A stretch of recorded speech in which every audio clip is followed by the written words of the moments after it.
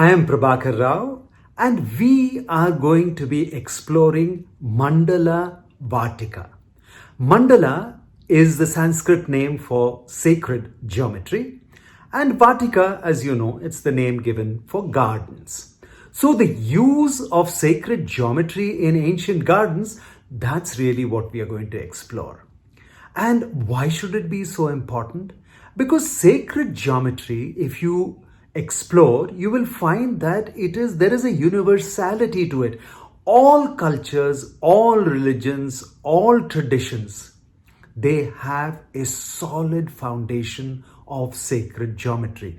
You take the Egyptians, the Sumerians, the Babylonians, the Phoenicians, the American civilizations of Aztecs, Incas, the Mayas, the Far Eastern civilizations with the Zen Buddhist mandalas, and even the more ancient, the Taoism, the Shintoism, you will find that sacred geometry pervades everything. So therefore, what is it? Is it something that is derived out of our cultures? No. Is it there in the way the architecture of the universe itself is created? Is the structure of DNA have something to do with sacred geometry?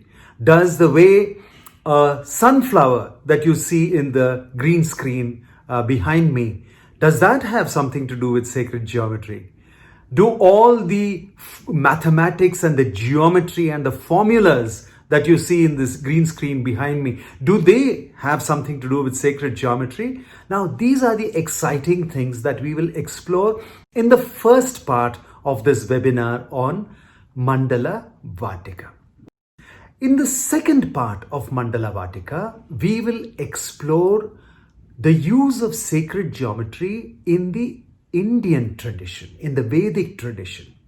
You know, the Vedic tradition existed at least 5,000 years ago, but today the researchers are talking about 10,000 years ago. And these are the civilizations that thrived and flourished from Haryana to Punjab, and then the Mohenjo-daro and the Harappa civilizations. It is in that belt, the belt along the mythical river Saraswati. They were an extraordinarily advanced civilization in their understanding of the nature of reality. They understood certain fundamental truths that even today humanity is in the quest of. And they used a lot of sacred geometry.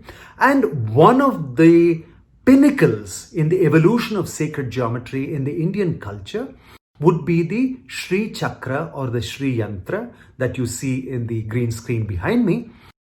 And in this tradition of the Sri Chakra and the Sri Yantra, the tradition which explored that aspect of spirituality and spiritual development, it is, I would say, the mother of all sacred geometry. So any of the Western traditions that you take, like for example, the Flower of Life or the Star of David, all these can be derived from the Sri Chakra itself.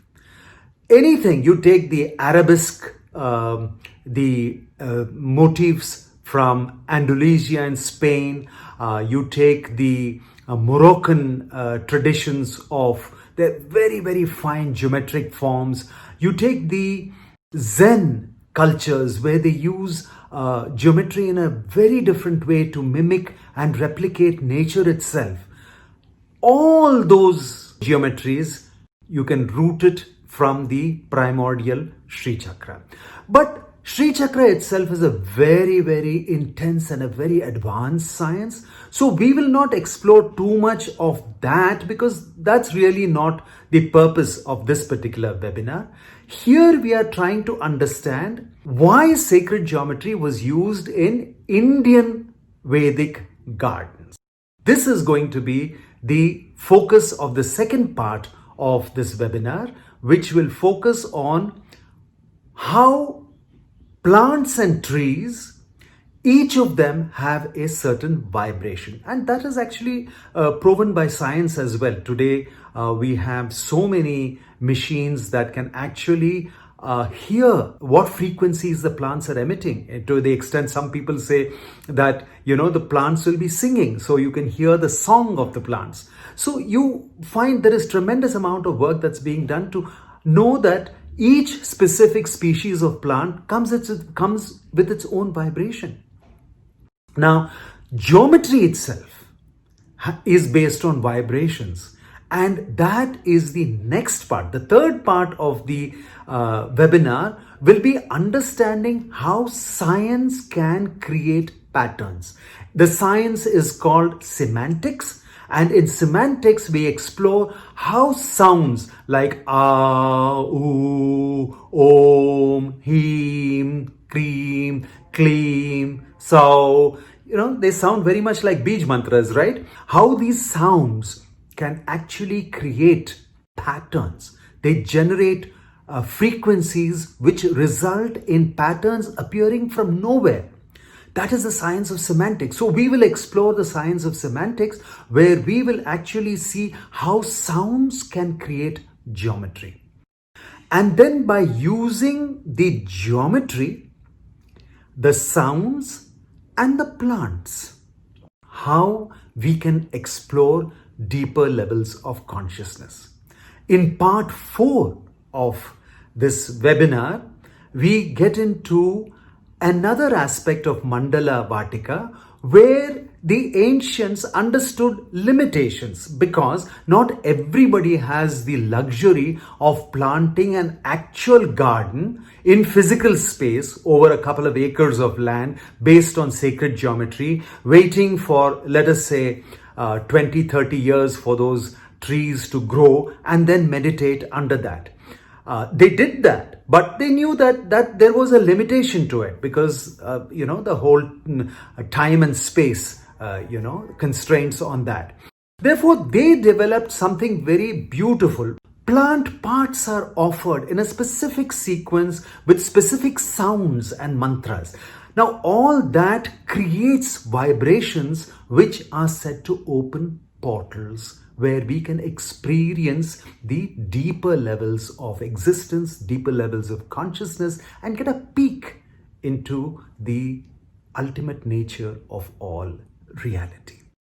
So in the 4th part of this webinar, we will actually teach you how to draw tabletop on a piece of paper, how to draw that mandala, and then how to populate it with the plants with very specific frequencies. And then there's a very simple chants, and then there is a meditation that will come with this. So it's a tabletop Mandala Vatika that will be created, which is nothing but a miniaturized Mandala Vatika that would actually have been at some point of time in physical space, huge gardens based on sacred geometry in the ancient times. So you will have a tabletop version of that on which you would be able to chant or listen to chants, and then go through a set of guided meditations. So in a nutshell, this is what Mandala Vatika is all about. This particular course will be conducted through webinars. We will provide you not just your participation in the webinar, but also we provide you soft copies of way to draw those particular mandalas, the soft copy which has the details of all the plants, how to identify the plant in your garden or outside, what kind of plant part you bring. You will also have video recordings and audio recordings of the chants, and all that will be packaged and given to you so that you can revive this ancient science of Mandala Vatika in the confines of your homes, in the comfort of your homes, and experience what the ancients experienced in those distant days of the past, in the Vedic traditions, where they would actually sit in these gardens, meditate, and get a peek at the underlying nature of all reality.